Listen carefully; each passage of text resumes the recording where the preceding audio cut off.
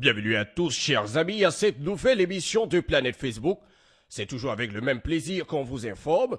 Grâce à nos chers Facebookers, aucune analyse sur l'actualité ne pourra nous échapper.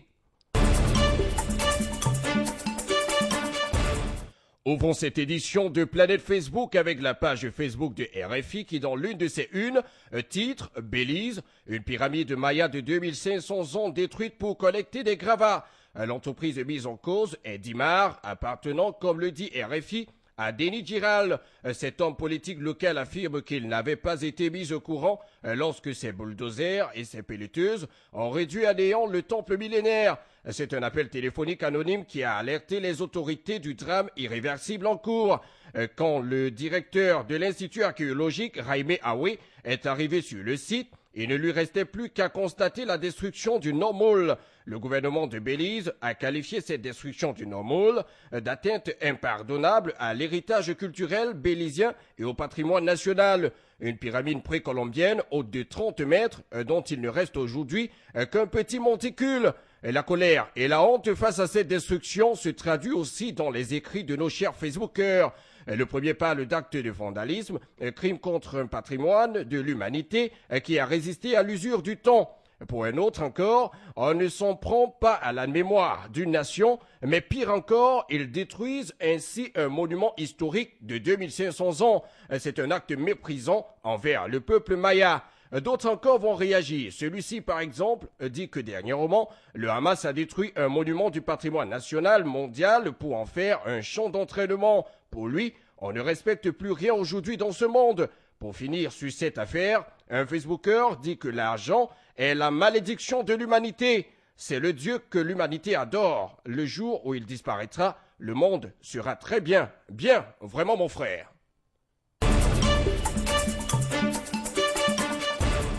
Sur la page Facebook de RFI toujours, la rédaction dit aussi un mot sur la conférence de presse de François Hollande, où celui-ci a parlé d'un tracé des prochaines étapes de son action.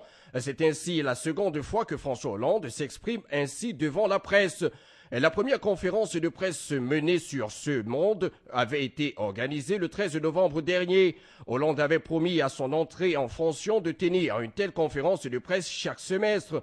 Malmené dans les sondages, comme le dit si bien RFI, et alors que la France est désormais officiellement en récession, le vieux Hollande s'est plié ce jeudi 16 mai à l'exercice de la conférence de promesses pour la deuxième fois de son mandat, et ce, pendant près de 2h30 minutes. Prenons la température de cette action à travers les dires de nos Facebookers. Le First to React affirme que ça, c'est vraiment foutu. Hollande ne vaut plus que zéro. Tout ce qu'il entreprend ne fait qu'échouer, comme son idée d'armer les cannibales de la Syrie. Le contraire du vaillant président russe Vladimir Poutine, qui à son tour nettoie son pays de toute ordure. Un autre dit, je cite, « Excusez-moi, mais un homme qui n'est ni homme ni femme peut emprunter quelle direction ?» C'est le choix de la majorité, donc ils assument. Pour un autre Facebooker encore, la France a de sérieux problèmes. Sarkozy est-il mieux? Alors, ça, c'est la question qu'il pose en disant par la suite que cette question fait polémique partout. Hollande doit regretter les entreprises fermes où va la France. Et puis, sa loi sur le mariage gay est un facteur clé de son échec. Va-t-il encore dire pour terminer? Alors, un autre affirme que Hollande n'est venu que pour l'homosexualité. Il ferait mieux de se marier. Voilà, exprime-toi, cher frère. Franc, sois sage.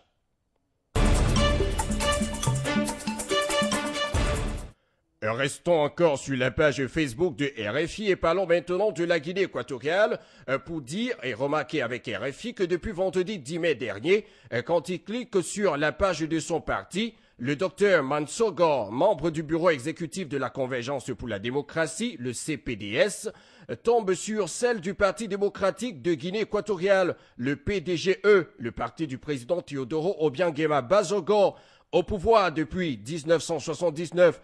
Curieux, n'est-ce pas? À Malabo, comme à Bata, la capitale économique, impossible de se connecter sur le site de la CPDS, principale formation de l'opposition, et c'est pareil pour Facebook. Selon le communiqué officiel du gouvernement, il s'agirait là d'un virus informatique. Autre hypothèse avancée, un des fournisseurs de services Internet a été hacké depuis l'extérieur. Autant de justifications qui n'ont pas laissé nos Facebookers indifférents. Le premier nous dit à cet effet que ça a été la même chose en RDC à la veille des dépouillements électoraux en 2011. Il précise que le gouvernement avait bloqué le système de messagerie téléphonique. En Afrique, l'histoire se répète malheureusement.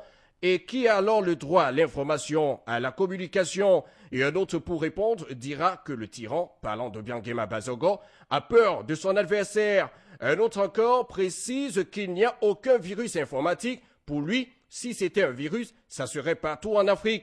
Il qualifie ceci de mensonge d'État. C'est la Facebook-tature. Autrement dit, c'est une dictature consistant à museler l'opposition pour empêcher d'aboyer à quelques jours des échéances électorales, prétexte un autre qui, avec un autre encore, demande aux grands ingénieurs en informatique de venir nous expliquer comment un virus fait pour ne s'attaquer qu'au site des opposants dans un pays. Bravo, cher ami, bonne requête.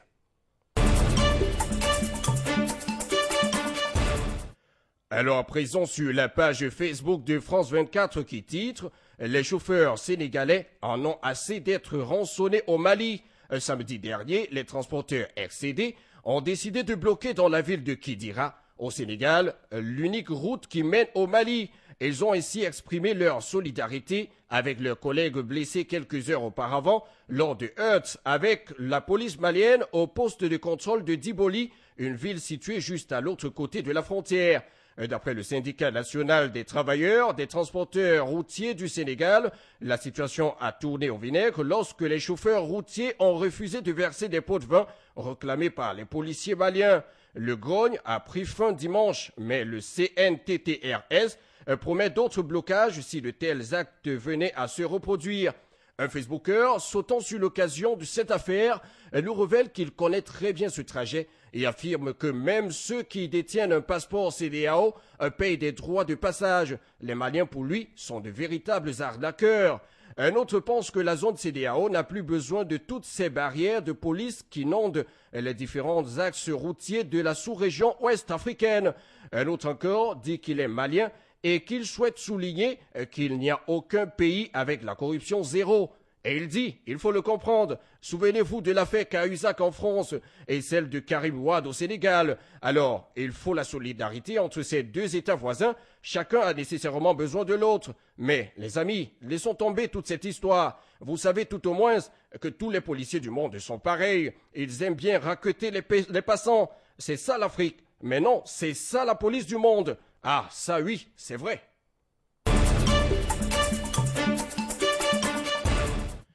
C'est tout pour cette autre production de Planète Facebook.